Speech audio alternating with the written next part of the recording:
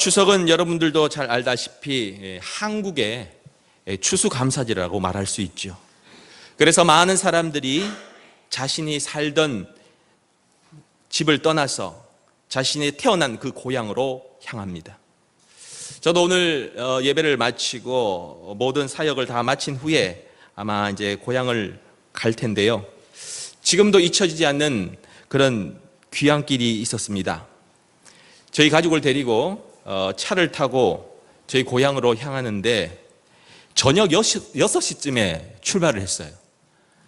근데 도착을 몇 시에 한 줄 아십니까? 그 다음날 12시에 도착했습니다. 벌써 표정들이 다 18시간. 지금도 생각하면 끔찍한데요. 차가 가지를 않아요. 가지를 않아. 지금도 생각나는 게 우리 그 경부 고속도로, 그 오산, 안성 그 고속도로에서 딱 들어섰는데 가지를 않는 겁니다. 그래서 가다가 너무너무 피곤하니까 또 쉬었다가 가다 보니까 그 다음 날 그 12시에 도착하는 것을 경험한 적이 있습니다. 평소면 5시간에 갈 수 있던 고향을 무려 3배가 넘는 그런 시간을 도로에 보내면서 갔던 적이 있는데 여러분 아십니까? 그래도 사람들은 꾸역꾸역 고향을 내려갑니다. 왜 그럴까요? 그래도 내가 태어난 고향이 좋기에 그 고향 땅으로 가는 거예요. 우리가 잘 먹는 연어, 여러분 잘 아실 겁니다. 그 연어가 강 상류에서 태어나면 조금 자라면 어디로 갑니까? 바다로 가게 되지요. 먼 바다에서 이제 성체로 다 자란 후에 그리고 나서는 어떻게 됩니까? 그가 죽을 때쯤에 마지막으로 돌아오는 것, 자신이 태어난 그곳으로 돌아옵니다. 여러분, 그 태어난 곳으로 돌아온다는 건 결코 쉽지 않습니다. 세찬 물결이 치고 또한 그곳에는 곰이라든지 또한 사람들이 그걸 잡으려고 기다리고 있는데도 불구하고 그 세찬 그 물결을 거슬러서 자기가 살던 고향으로 들어와서 알을 낳고 죽는 것이 바로 연어이지 않습니까? 이처럼 사람을 비롯해 모든 동물에게는 회귀 본능이라는 것이 있듯 우리 모두는 이 추석에 이런 힘듦을 감수하고서라도 고향을 찾게 되는 것입니다. 특히 추석이라는 명절을 통하여 우리도 고향을 찾게 될 텐데 저는 오늘 매주마다 우리 성품 훈련에 대해서 우리가 살펴봤지만 오늘은 또 추석날이고 추석 전날이라 실은 오늘 모이는 것을 보면서 제가 그런 느낌이 들어요. 우리 가족들이 함께 모여서 추석 예배 드리는 듯한 그런 느낌을 받습니다. 그래서 오늘은 추석의 의미를 한번 살펴보고자 합니다. 우리는 민족 고유 명절인 추석을 주신 하나님께서 왜 이것을 우리에게 주셨는지 그 하나님의 뜻이 무엇인지를 살펴볼 수 있어야 합니다. 그래서 저는 오늘 여러분이 잘 아는 요셉의 삶을 통하여 하나님께서 추석을 주신 이유와 그 의미를 다시 한번 되짚어보고자 합니다. 그렇다면 추석을 통하여 우리에게 주시는 하나님의 메시지는 무엇입니까? 첫 번째는 내 부모를 생각하라는 것입니다. 내 부모를 생각하라. 여러분들은 요셉의 삶을 잘 아실 것입니다. 요셉은 야곱의 11번째 아들로 태어났습니다. 어릴 때부터 요셉은 아버지의 각별한 사랑을 받았던 자였습니다. 얼마나 아버지의 사랑을 받았던지 성경에 보면 그는 다른 형들이 입지 못하는 채색 옷을 입고 다닐 정도로 아버지께 특급 사랑을 받았던 자였습니다. 하지만 17살 되는 나이에 그는 형들의 시기와 질투로 인하여 애굽에 팔리게 됩니다. 아무런 잘못도 없었는데 그저 억울하게 자신의 고향이 아닌 먼 타국에까지 끌려가게 되는 신세가 되었고 그때부터 그의 삶은 고난의 연속이었습니다. 보디발이라는 바로의 신하이자 친위제장이었던 그의 집에 가정 총무로 일하면서 살아야 했고 그러던 가운데 보디발의 아내의 유혹을 뿌리쳤다는 이유로 왕의 감옥에 갇히게 되는 그런 고난을 겪었던 것이죠. 그뿐만 아닙니다. 그곳에서 바로의 술 맡은 관원장이 꿈을 풀어줘서 이제 감옥에서 나갈 것이라 생각했지만 그 관원장이 요셉을 잊어버림으로 말미암아 2년 동안 그 감옥에서 지낼 수밖에 없었던 그런 상황이었습니다. 하지만 요셉은 결코 실망하거나 낙심하지 않았습니다. 끝까지 견딤으로 인하여 마침내 여러분이 잘 알다시피 애굽의 총리가 되는 놀라운 기적을 경험하게 되지 않습니까? 그러던 가운데 오늘 본문을 보면 흉년으로 말미암아 자신에게 찾아온 형들과 드디어 재회하게 되는데 그 형들에게 자신의 정체를 이제 드러냅니다. 바로 13년 전 자기를 팔았던 동생 요셉임을 형들에게 말합니다. 여러분 13년이 지났으니까 얼마나 동생들의 얼굴이 동생의 그 요셉의 모습이 바뀌었겠어요. 형들이 전혀 알아보지를 못하는 겁니다. 그런데 그 자리에서 내가 요셉입니다 라고 말합니다. 그럴 때 오늘 성경에 보면요, 요셉이 너무 감정이 북받쳐서 울었다는 거예요. 얼마나 크게 울었던지 애굽 사람들이 다 들릴 만큼 아주 대성통곡을 하며 울었다는 것입니다. 이렇게 울면서 요셉이 가장 먼저 물었던 것, 그 형들에게 가장 먼저 물었던 것은 바로 이것입니다. 오늘 3절에 보시면 내 아버지께서 아직 살아계십니까? 아버지께서 살아계십니까? 그가 처음 물었던 것은 아버지가 살아계시냐는 것이었어요. 그가 가장 듣고 싶었던 소식은 아버지께서 살아계시는 건가? 라는 것이었죠. 즉 아버지에 대한 안부를 묻고 있더라는 거예요. 여러분, 이것을 통하여 우리가 알 수 있는 것은 무엇입니까? 아들 요셉은 13년 동안 아버지를 잊지 않고 살았다는 것입니다. 자신의 부모였던 그 아버지 야곱을 늘 마음에 두며 살았다는 거예요.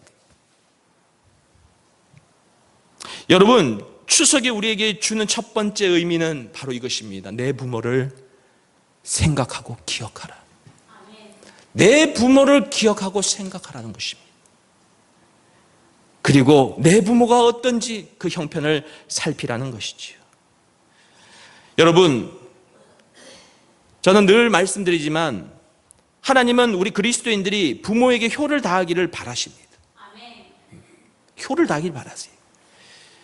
하나님께서 이스라엘 백성들에게 주셨던 십계명도 보면 여러분이 1계명부터 4계명까지는 하나님과 나의 관계에 대해서 말하고 있지 않습니까? 그리고 나서 5계명부터 10계명까지는 인간 관계에 대해서 이야기하면서 가장 첫 번째 하나님께서 주신 그 계명은 뭐냐?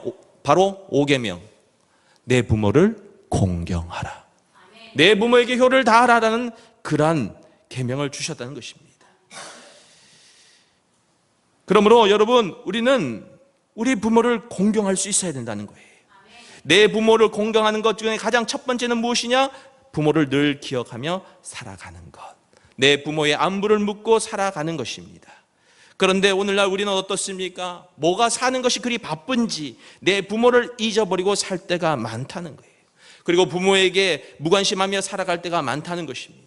그러나 하나님은 그렇게 생각하지 않으십니다. 하나님은 우리의 자녀들이 육신의 부모를 늘 생각하며 그에게 효를 다하기를 바라고 계신다는 것이죠. 그리고 부모에게 효도를 할 때 성경은 약속하고 있습니다. 그리하면 내 하나님 여호와가 내게 준 땅에서 내 생명이 길 것이다. 장수할 것이다. 평안을 얻을 것이다 라고 주님은 약속하고 있는 것입니다. 그렇습니다. 여러분, 효도하는 자들에게, 부모를 늘 생각하며 살아가는 자에게 하나님께서 귀한 복을 우리에게 내려주신다는 것을 잊지 마시기를 바랍니다. 여러분, 우리나라는 오래전부터 유교 국가로서 효를 중시합니다. 그래서 그 예로 죽은 부모에게 제사를 아주 정성껏 드리죠. 그런데 우리가 믿는 하나님은 이것을 우리에게 말씀하십니다. 살아계실 때 부모에게 효를 다하라는 것입니다. 살아계실 때 부모에게 효를 다하라는 거예요. 부모가 내 곁에 계실 때 더욱 잘하라는 것을 오늘 성경을 말씀해 주고 있는 것이죠. 살아계실 때. 여러분, 죽은 부모에게 제사 지는 것이 무슨 소용이 있어요? 죽은 부모에게 제사 지내는 거, 이런 분 봤어요. 세상에 아버지 살아계실 때는, 어머니 살아계실 때는 그렇게 개망나는 짓을 하다가 죽고 나서는 부모에게 제사 지낸다고 난리를 치는 자식들을 봐요. 그게 뭔 소용이 있어요? 성경은 그것을 말하지 않습니다. 성경은 살아있을 때 내 부모에게 효도를 다해라. 너의 부모에게 효도를 다하라고 말씀하고 있는 것이죠.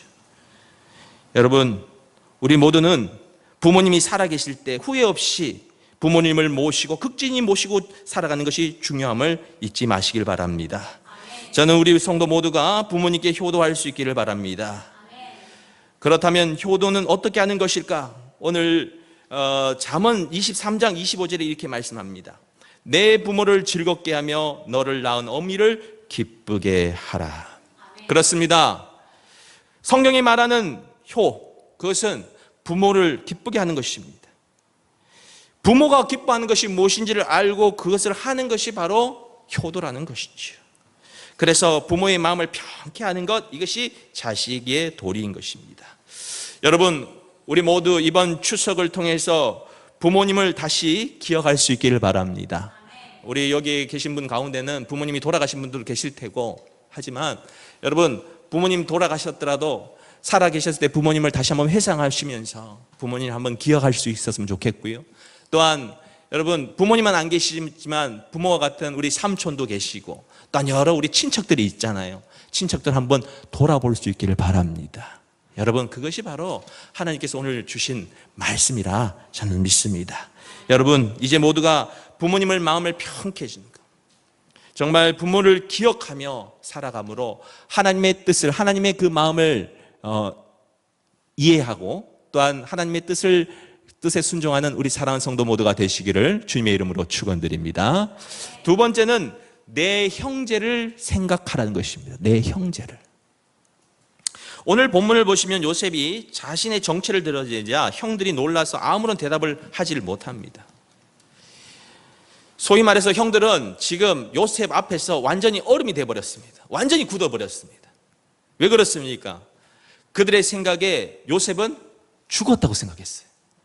자신이 그때 애굽에 팔았을 때 그는 어디 가다가 죽었거니라고 생각을 했습니다. 그런데 이렇게 살아서 자신의 눈앞에 나타났으니 얼마나 놀랬겠습니까? 자, 여러분 한번 생각해 보십시오. 한번 상상해 보십시오. 요셉이 자기 앞에 나왔어요. 내가 바로 요셉입니다 라고 했을 때 형들의 머릿속에 뭐가 들었을까요? 나 이제 죽었다. 나 이제 죽었다 라는 그런 생각을 했을 것입니다. 왜 그렇습니까? 자기가 잘못한 것이 있잖아요. 정말 자기가 동생한테 해서는 안 될 짓을 했잖아요. 그러니 죽었다고 아마 생각이 들었을 것입니다.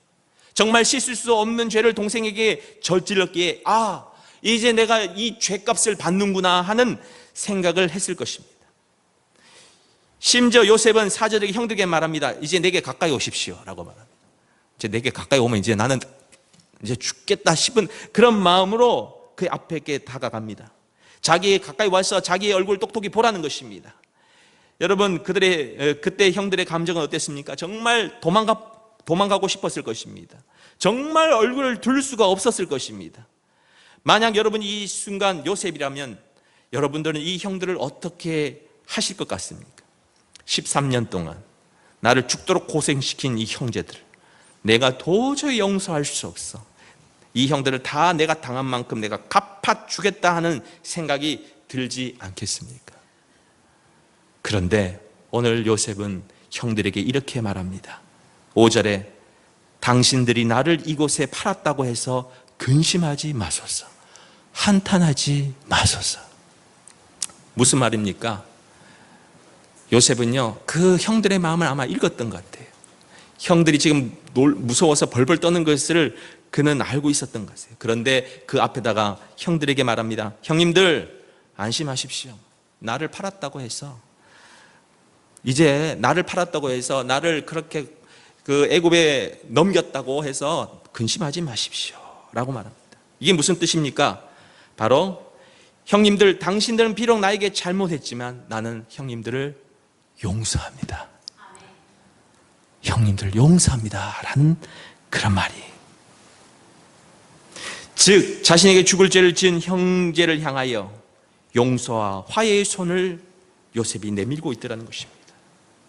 사랑하는 성도 여러분, 하나님은 우리가 용서와 화해하는 자가 되기를 바라십니다. 특히 형제 간에 쌓였던 앙금과 상처를 씻어내기를 바라신다는 것이죠.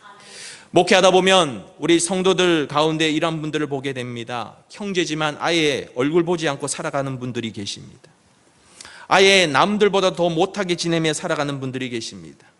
물론 그러한 계기가 있었겠죠. 살아가면서 형제들 간에 서로 다투고, 또한 그로 말미암아 억울함, 분노, 고통, 배신 때문에 정말 보기 싫은 형제가 있을 것입니다. 하지만 오늘 말씀을 통하여 하나님은 말씀하십니다. 그들과 다시 화해하라는 것입니다.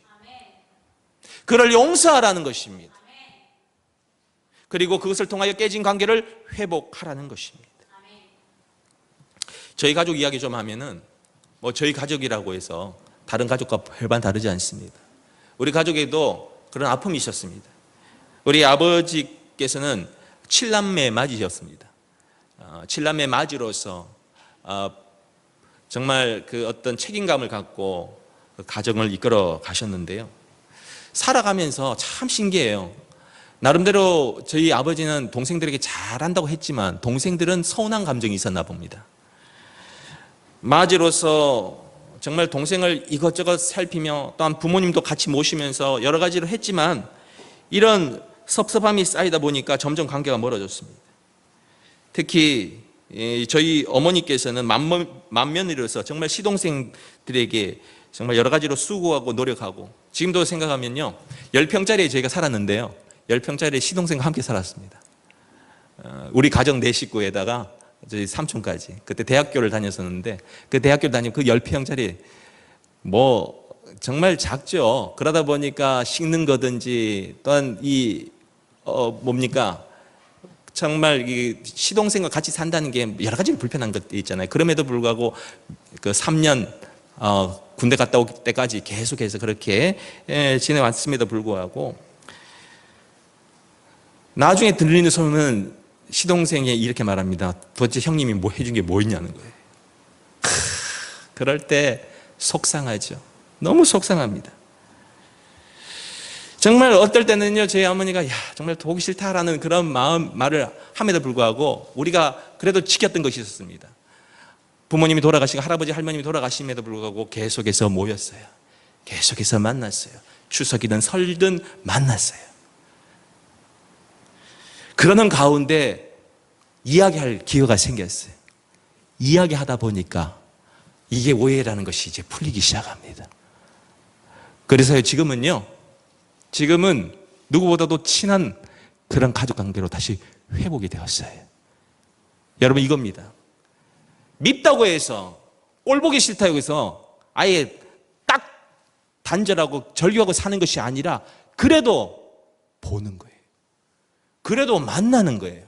추석이든 설날이든 이런 명절 때 만나서 얼굴 비비고 손잡고, 때로는 함께 밥을 먹음일 때 우리의 앉았던 이 앙금들이 하나씩 풀어지고 언젠가는 다시 회복이 된다는 것이. 여러분, 피는 물보다 진합니다.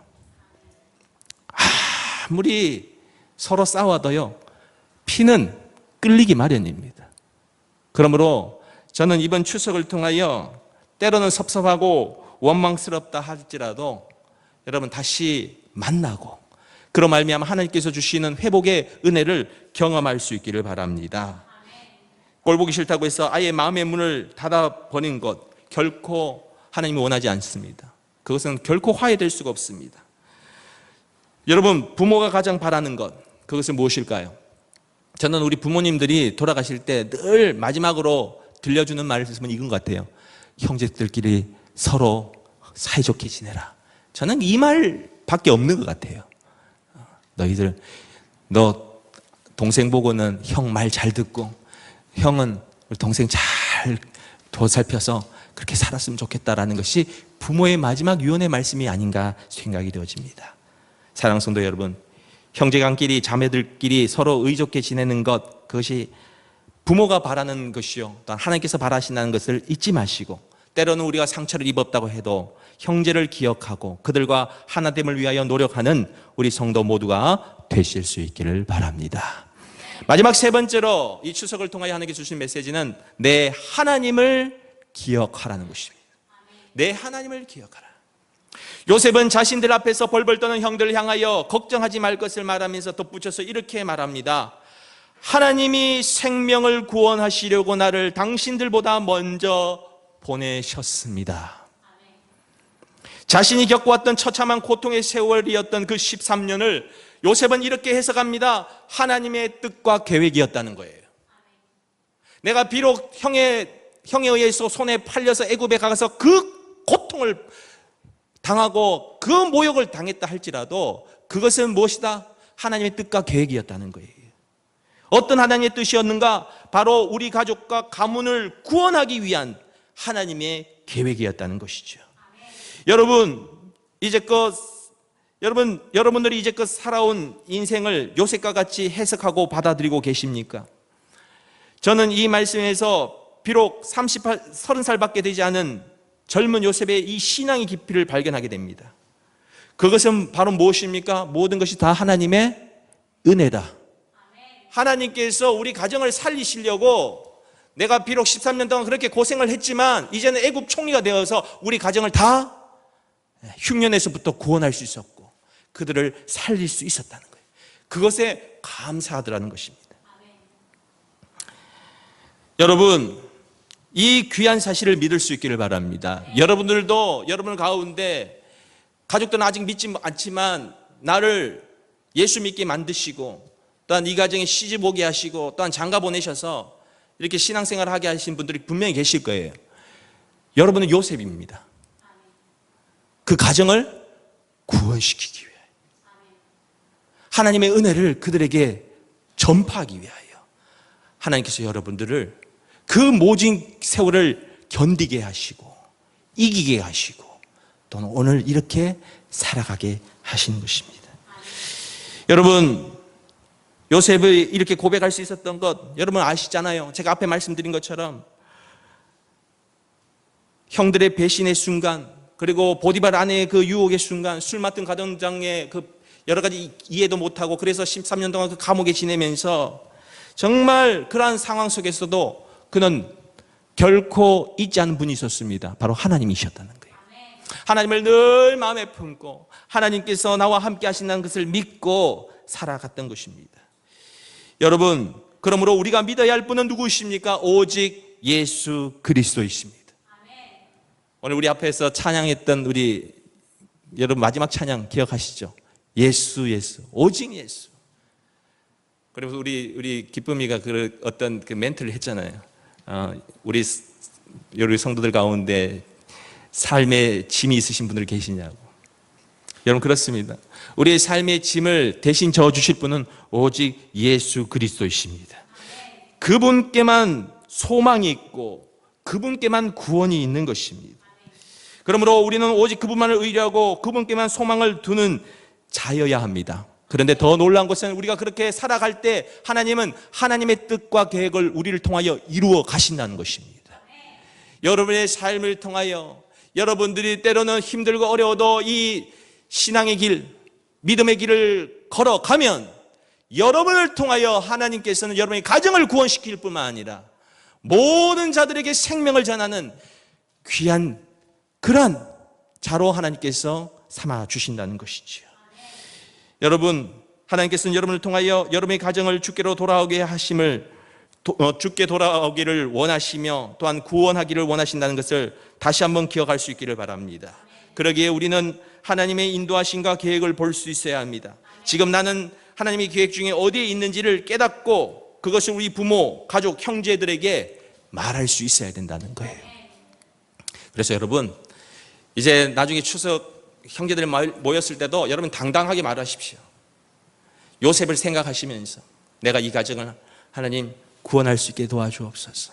세상의 우상과 여러 가지로 여러분 우리 세상 사람들이 얼마나 세상의 짐에 짓눌려 살아갑니까? 여러 가지 삶의 문제와 어려움 속에서 어디로 가야 될지를 갈피를 못 잡고 살아갈 때 여러분들이 말할 수 있어야 돼요.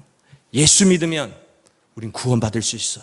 예수 믿으면 이 어려움을 이길 수 있어. 예수를 믿으면 하나님께서 우리에게 복을 주셔 라고 말할 수 있는 우리 성도 모두가 되실 수 있어야 되는 것입니다.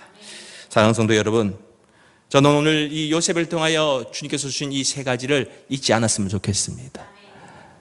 부모를 기억하고 내 형제를 기억하고 내 하나님을 기억하는 자가 됨으로 말미암아 하나님의 복을 받는 우리 성도 모두가 되실 수 있기를 바랍니다. 여러분, 하나님은 여러분을 통하여 여러분의 가정을 구원하기를 원하십니다. 여러분의 자녀를 구원하기를 원하십니다.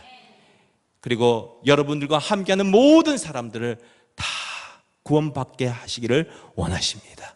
우리 모두 오늘 주님께서 주신 말씀을 기억하며 이번 추석 기간 동안 주님께서 나에게 원하신 것이 무엇이니 그 하나님의 뜻과 계획을 실천하는 우리 사랑하는 성도 모두가 되시기를 주님의 이름으로 축원드립니다.